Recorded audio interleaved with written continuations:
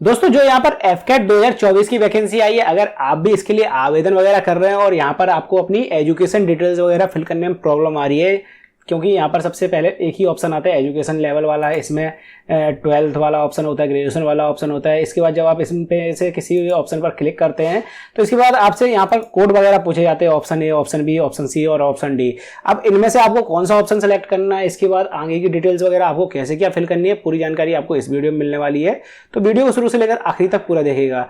और दोस्तों चैनल पर अगर पहली बार फटाफट चैनल को सब्सक्राइब कर लीजिए, ताकि फ्यूचर में भी आपको ऐसी जॉब्स और वैकेंसी से रिलेटेड जानकारी और अपडेट्स वगैरह मिलती रहें। और हाँ दोस्तों, अगर आपके मन में कोई भी क्वेश्चन चल रहा है इस वीडियो से रिलेटेड या फिर दूसरे किसी फॉर्म से रिलेटेड, तो आप मुझे कमेंट सेक्शन में पूछ सकते हैं। कोशिश करूंगा आपके कमेंट्स और मैसेज का रिप्लाई करने की। जैसे कि दोस्तों आपको यहाँ पर नजर आ रहा है, मैं डायरेक्ट उसी स्टेप पर आ गया हूँ जहां पर हमें एजुकेशन डिटेल्स फिल करनी है। अब यहाँ पर आपके सामने ऑप्शन आएगा एजुकेशन लेवल सेलेक्ट करने का। अब यहाँ पर अगर आपने ग्रेजुएशन कंप्लीट कर रखी है तो ग्रेजुएशन वाला ऑप्शन आएगा। उसके बाद अगर आपने पोस्ट ग्रेजुएशन कंप्लीट कर रखी है तो पोस्ट ग्रेजुएशन वाला ऑप्शन मिल जाएगा। उसके बाद इंटीग्रेटेड पोस्ट ग्रेजुएशन का ऑप्शन आपको देखने के लिए मिलने वाला है।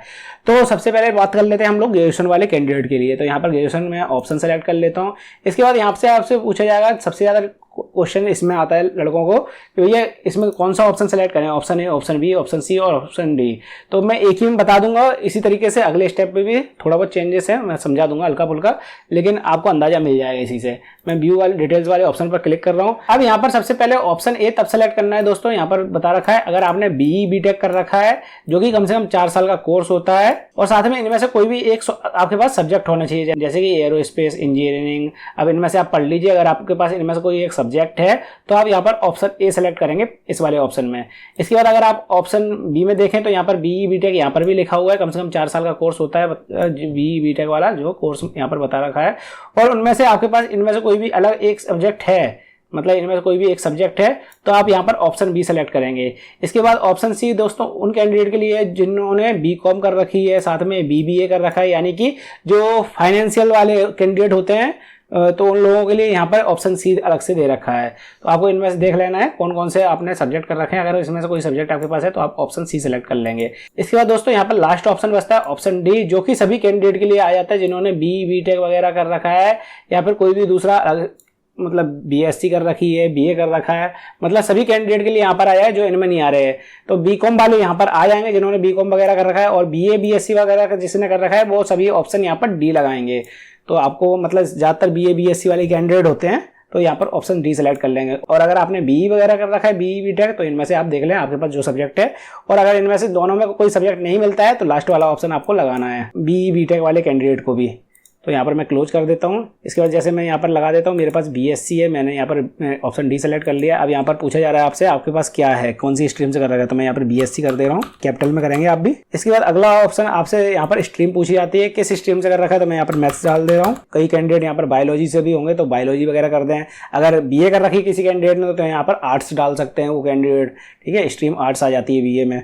इसी तरीके से अगला यहाँ पर कोर्स पूछा जाए, कितने साल का कोर्स है आपका। इसके बाद आपके कॉलेज का या फिर इंस्टीट्यूट का आपको नाम डाल देना है, मैं यहाँ पर XYZ कुछ भी कर दे रहा हूँ। इसके बाद आपको अपने कॉलेज का नाम डालना है, इंस्टीट्यूट वगैरह, यूनिवर्सिटी का नाम, किस यूनिवर्सिटी से आपने कर रखी, तो मैं यहाँ पर जीवाजी यूनिवर्सिटी कर दे रहा हूँ। इसके बाद आपकी ग्रेजुएशन कब कंप्लीट हुई है, या फिर अगर कंप्लीट नहीं हुई है तो आप कोई भी एक्सपेक्टेड डेट डाल सकते हैं जब आपकी मतलब ग्रेजुएशन वगैरह कंप्लीट हो जाए। जैसे यहाँ पर लिख रखा है एक्सपेक्टेड पासिंग डेट टिल, मतलब 30 नवंबर 2024 तक आप कोई भी डेट सेलेक्ट कर सकते हैं। इसके बाद की आपको डेट सेलेक्ट नहीं करनी है। जैसे मान लीजिए मेरी ग्रेजुएशन अभी पेंडिंग में चल रही है, मतलब रनिंग में चल रही है, अभी कंप्लीट नहीं हुई है, तो मैं इस डेट से पहले की, अगर मुझे लगता है इस डेट से पहले मेरी ग्रेजुएशन कंप्लीट हो जाएगी, तो मैं यहाँ पर इस डेट से पहले की कोई भी डेट सेलेक्ट कर सकता हूँ। अगर कंप्लीट हो चुकी है तो मार्कशीट के नीचे प्रिंट होगी आपकी डेट, तो वो आप यहाँ से सेलेक्ट कर सकते हैं। ये वाले ज्यादातर ऑप्शन आपको अगर आप पोस्ट ग्रेजुएशन वाला भी ऑप्शन सेलेक्ट करेंगे उसमें भी देखने के लिए मिल जाएंगे। इसके बाद आपसे पूछी जाती है परसेंटेज, यहाँ पर आपको परसेंट डालनी है। अगर बाई चांस आपके पास परसेंट नहीं है, सीजीपीए वगैरह बनी है, तो यहाँ पर आप कन्वर्जन फॉर्मूला लगा सकते हैं। जो सीजीपीए वाले कैंडिडेट होते हैं उनको कन्वर्ट करनी पड़ेगी अपने मार्क्स में, और वो यहाँ पर आपको फिल करना पड़ेगा परसेंट निकालकर। आपकी कोई बैकलॉग वगैरह तो नहीं आई थी ग्रेजुएशन में, आप यहाँ पर यस नो कर सकते हैं। यहाँ पर दोस्तों पॉइंट वगैरह नहीं लगेगा, आप पॉइंट लगाने की कोशिश करेंगे तो अपने आप ये रिमूव हो जाएगा। तो जितने भी परसेंटेज जैसे 71.99 है तो भी आपको 71 ही यहाँ पर फिल करनी है, 72 नहीं कर सकते आप यहाँ पर। इसके बाद इसी तरीके से आपको यहाँ पर 12th की परसेंट बननी है, जो भी आपकी 12th में परसेंट बनी है, पॉइंट यहाँ पर भी नहीं लगेगा। फिजिक्स में कितने नंबर आए हैं 12th में वो आपको फिल कर देने हैं। इसके बाद मैथमेटिक्स में कितने नंबर आए हैं वो आपको फिल कर देने हैं।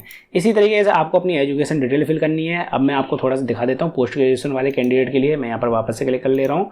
अब मैं यहाँ पर पोस्ट ग्रेजुएशन वाले ऑप्शन पर आ जाता हूँ। अब यहाँ पर पूछा जा रहा है, ये 4 ऑप्शन यहाँ पर भी दे रखे हैं। अब इसमें आपको कौन सा करना है, आप ऑप्शन ए तब सेलेक्ट करेंगे दोस्तों अगर आपने पीजी कर रखी है मैकेनिकल से। इसके बाद अगर आप ऑप्शन बी सिलेक्ट करते हैं तो आपके पास होनी चाहिए पीजी इलेक्ट्रिकल से या फिर इलेक्ट्रॉनिक्स से पोस्ट ग्रेजुएशन।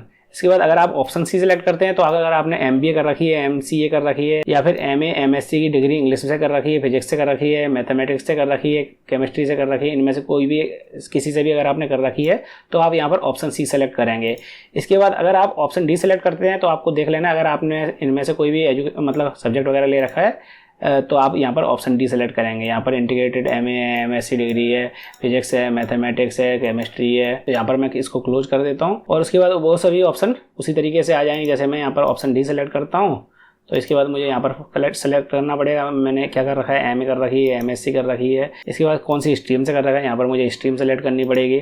इसके बाद यहाँ पर कितने साल का कोर्स है, वही सभी कॉलेज के नाम वगैरह, परसेंट, ग्रेजुएशन की परसेंटेज, ग्रेजुएशन की डिटेल वगैरह, 12th की डिटेल वगैरह सभी फिल करनी पड़ेगी मुझे। इसके बाद दोस्तों इसी तरीके से यहाँ पर लास्ट ऑप्शन बचता है इंटीग्रेटेड। तो अगर आपने इंटीग्रेटेड वाला ऑप्शन मतलब पोस्ट ग्रेजुएशन कर रखी है तो आप यहाँ पर ये वाला ऑप्शन सेलेक्ट करेंगे। इसी तरीके से आपको यहाँ पर भी ऑप्शन सेलेक्ट करने हैं। आप यहाँ पर क्लिक करके देख सकते हैं आपने कौन सा कोर्स कर रखा है। वही यहाँ पर पीजी वाले सभी कोर्स दे रखे हैं जो उसमें दे रखे थे, बस ये कोर्स सभी इंटीग्रेटेड आ जाते हैं। सभी ऑप्शन आपको उसी तरीके से फिल करने हैं जो कि आपने पीजी वाले में करे थे दूसरे वाले ऑप्शन में। तो इसको मैं छोड़ दे रहा हूँ। इस तरीके से आपको अपनी एजुकेशन डिटेल्स वगैरह फिल करनी है एफकेट के फॉर्म में। अगर आपको फिर भी कोई प्रॉब्लम वगैरह आ रही है तो आप मुझे कमेंट सेक्शन में पूछ सकते हैं। कोशिश करूंगा दोस्तों आपके कमेंट्स और मैसेज का रिप्लाई करने की। और दोस्तों अगर आप एफकेट के फॉर्म को फिल कर रहे हैं और यहाँ पर आपको फोटो और सिग्नेचर वगैरह अपलोड करने में प्रॉब्लम आ रही तो आप दोस्तों ये वाली वीडियो को देख सकते हैं जहाँ पर मैंने पूरी डिटेल में बता रखा है किस तरीके से आप यहाँ पर फोटो, सिग्नेचर, थंब इंप्रेशन और यहाँ पर इन सबके साइज वगैरह भी चेंज करना पूरी प्रोसेस मैंने आपको बताई है। तो आपको ये चीज़ यहाँ पर अपलोड करने में कोई प्रॉब्लम नहीं होने वाली है।